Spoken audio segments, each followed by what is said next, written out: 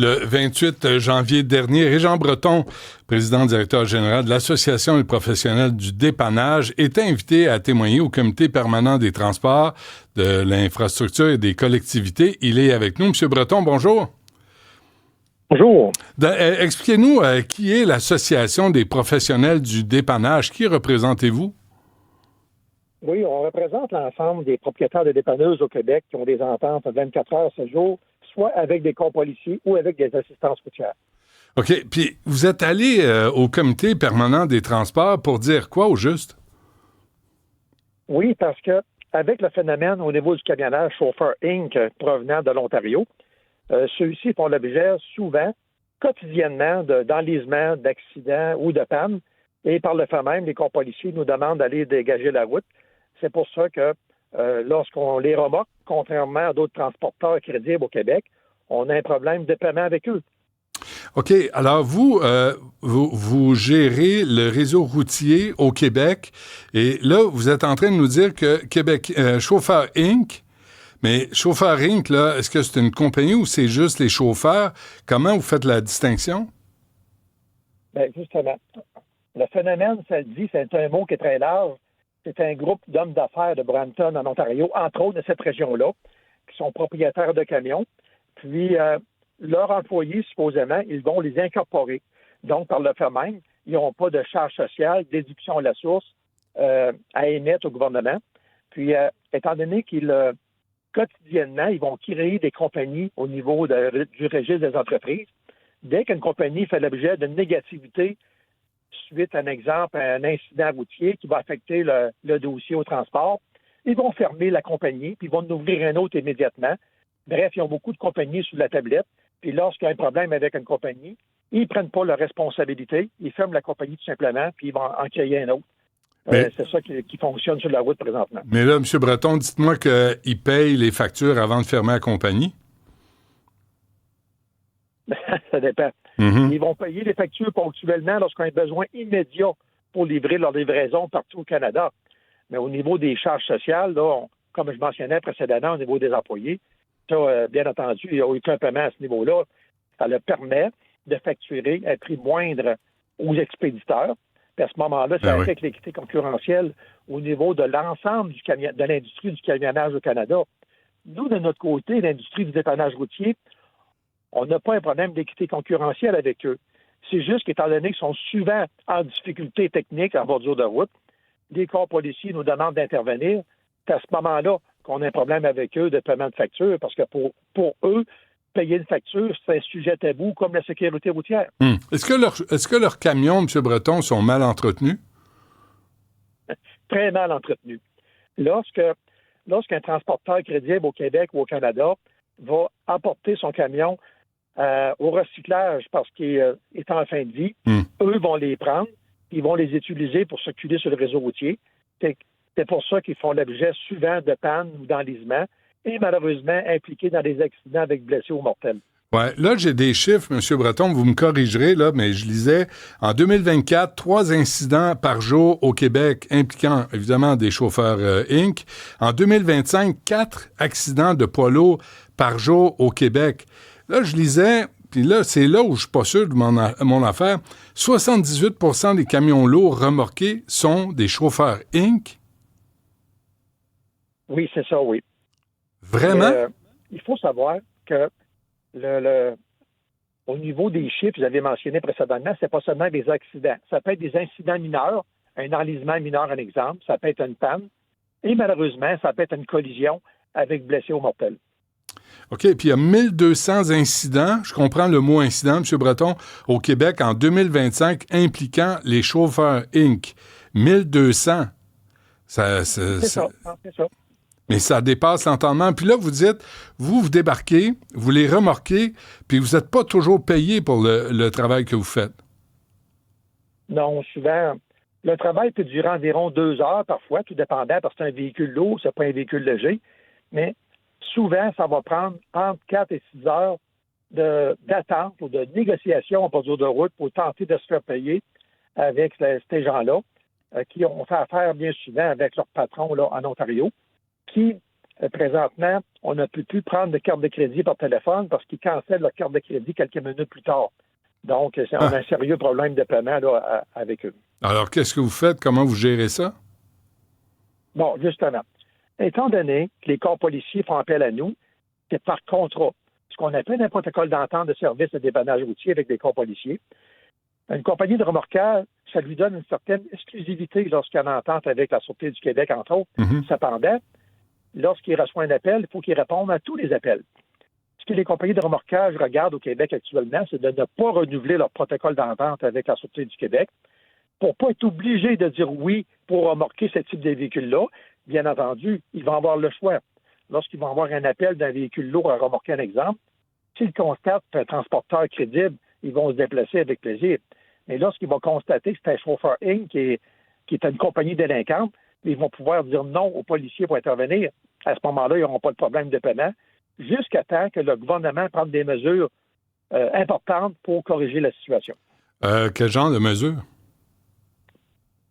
Nous, de notre côté, ce qu'on demande, c'est une garantie de paiement. Bref, on peut continuer pour les autorités à dégager la route, mais si on ne fait pas l'objet de paiement, on demande à l'État, soit au gouvernement du Québec et du Canada également aussi, qu'il puisse avoir un mécanisme de garantie de paiement parce que c'est l'État qui nous demande de dégager la route. Ce n'est pas nécessairement le client, c'est l'État. Donc à ce moment-là, l'État prendra la responsabilité de la facture et au même titre qu'un constat d'infraction, pourra le mettre sur le dossier du client lorsqu'il fera l'objet d'une vérification dans le futur. Mais lorsqu'on a un constat impayé au Québec ou ailleurs au Canada, on peut faire l'objet d'une saisie de véhicule, d'un exemple, mais c'est un mécanisme similaire qui peut être appliqué. Mais si leur véhicule, c'est des citrons, là, c'est des poubelles, là, vous ne pouvez rien avoir en échange. Puis si c'est le gouvernement, ça veut dire que c'est les contribuables qui doivent compenser pour Chauffeur Inc. à Brampton, Ontario, parce que c'est des crasseurs, là. Puis ils obtiennent des services, puis ils ne veulent pas payer pour. Justement. C'est pour ça que le gouvernement fédéral, on a besoin de son leadership pour qu'il prenne des mesures au niveau fiscal, au niveau technique, au niveau sécurité routière, au niveau environnemental aussi. Puisqu'il y a plusieurs camions, lorsqu'ils font l'objet d'un enlisement ou d'une collision, il y a beaucoup de renversements de contaminants de carburant.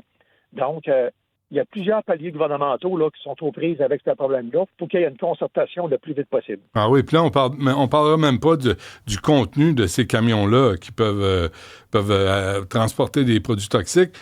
Là, M. Breton, encore une fois, je veux vérifier, là, en 2025 et 2024, vous avez 3,8 millions de dollars de factures impayées?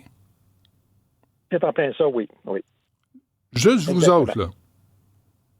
Oui, juste nous autres, dans notre industrie, les compagnies de remorquage au Québec, principalement stationnées sur des grands axes routiers, parce qu'eux, ils vont circuler à l'échelle canadienne, de l'Ouest canadien jusqu'au maritime, un exemple. Bien entendu, il y a des routes provinciales auxquelles ils vont circuler qui font l'objet de collisions, entre autres. Mais ce qu'on trouve déplorable, habituellement, le gouvernement, entre autres le gouvernement fédéral, ici qu'on parle aujourd'hui, lorsqu'il y a une question de sécurité routière, ils vont prendre des mesures drastiques et urgentes. D'autant plus qu'il y a des blessés à toutes les semaines au Québec, sans dire les accidents mortels qu'il peut y avoir aussi. On ne comprend pas que le gouvernement fédéral ne prenne pas le leadership. Ça prend un comité à lequel on a siégé la semaine passée, comme d'autres associations de camionnage ont siégé également aussi. Il y a plusieurs organismes qui interviennent. Le gouvernement fédéral manque de leadership pour prendre des mesures. C'est vraiment pas... C'est incompréhensible. OK. Dernière affaire, M. Breton, là, je veux juste vérifier. Moi, on me dit, il n'y a pas juste des chauffeurs Inc., il y a des mécaniciens Inc., puis ici, au Québec, puis il y a des adresses dans le West Island où les gars parlent pas français, à peine anglais, puis ils sont engagés pour travailler comme pseudo-mécaniciens sur des véhicules. Qu'est-ce que vous en savez de ça, vous? Oui, justement. Premièrement, au niveau de la langue, comme vous avez mentionné, lorsqu'on intervient sur une scène, étant donné qu'ils ne parlent pas la plupart français et anglais, c'est un problème c'est un barrage, bien entendu. Et étant donné que ce phénomène-là n'est pas encadré actuellement, va continuer à profiter davantage avec des emplois dérivés. Un exemple, vous parlez de mécaniciens. Les mécaniciens qui travaillent pour eux, qui viennent d'autres pays, sont ici pour 5 mois et demi, parce qu'avant avant le 6 mois, ils vont quitter le pays. Le permis de conduire qu'ils ont en main, ils vont le donner à son cousin qui arrive, puis ils vont continuer ce stratagème-là. Fait que là, ça déborde au niveau des emplois secondaires, un exemple au niveau de la mécanique. Mais je peux vous dire que les mécaniciens de ce groupe-là, c'est pas les mécaniciens qualifiés qu'on a du Québec actuellement, parce que beaucoup de véhicules ont des difficultés techniques qui sont vraiment c'est dangereux de les voir circuler au Québec. Nous, on est aux premières loges des opérateurs de dépanneuses pour constater l'état lamentable des véhicules. Puis donc, ils deviennent des dangers sur la route. Bien, justement, comme je le disais hier au micro de M. Terrien, là, de la radio Truck Stop Québec, ils avancent un véhicule, ils sont pas capables de reculer. La fois qu'ils ont reculé, un exemple, c'est à Kamouraska, à l'accident de train de 3 semaines, qui aurait pu faire plus qu'une centaine de blessés, puis bien entendu, c'est pas souhaité au niveau mortel, imaginez-vous. Il y a beaucoup de passés proches au Québec, mis à part les accidents avec blessés et les accidents mortels. Ouais. C'est pour ça qu'on se demande pourquoi le gouvernement ne réagit pas rapidement. OK, dernière affaire, M. Breton, je ne peux pas passer à côté. Mars 2017, sur l'autoroute 13, 300 personnes coincées dans la neige pendant une tempête de neige pendant 10 heures.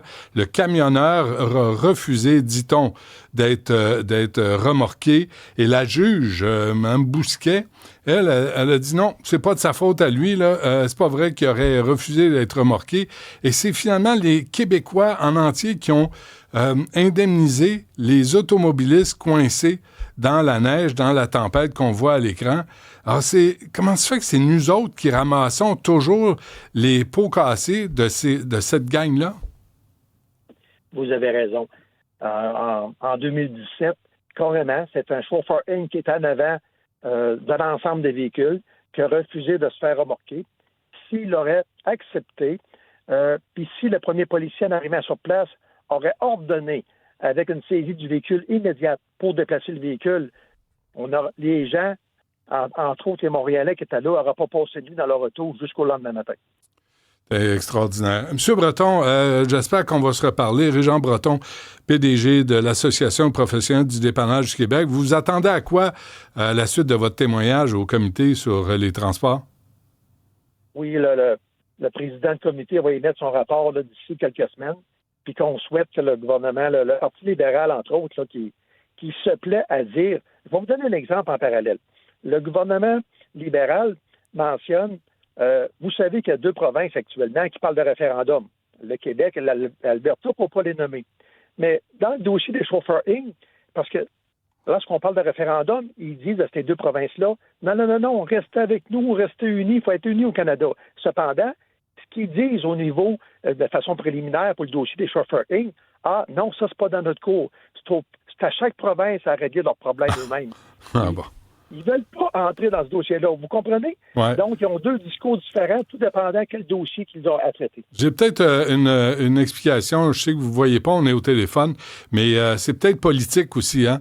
Il y a peut-être les élus là, qui veulent être élus, les politiciens qui veulent être élus, qui sont prêts à se déguiser, autant Mark Carney que Pierre Poilievre, là, pour aller têter le vote de la communauté sikh. Ben, ce qui fait qu'on leur impose pas des règles comme on impose partout dans le monde, à tous les Canadiens et tous les Québécois. Donc, ça devient un problème. Oui, puis je souhaite qu'il n'y ait pas un lobbying qui se fait au niveau de ce phénomène-là, chauffeur Inc. Je souhaite pas qu'il y ait un lobbying qui fait en sorte qu'il y ait des sous qui seraient versés au détriment de la sécurité routière et que plusieurs usagers de la route au Québec, au Canada, perdent la vie à toutes les semaines. J'espère que ce n'est pas le cas. Très bien. M. Breton, merci d'avoir pris le temps de nous parler. Je sais que Patrice est là, mais on n'a pas le temps, mais j'apprécie le fait. Puis il confirmait ce que M. Breton vient de dire de toute façon, mais il faut s'arrêter là-dessus. Là, il faut voir ce qu'on va faire, nous, au Québec. On va voir ce qu'on va faire à Ottawa. Mettons qu'on s'attend à pas grand-chose.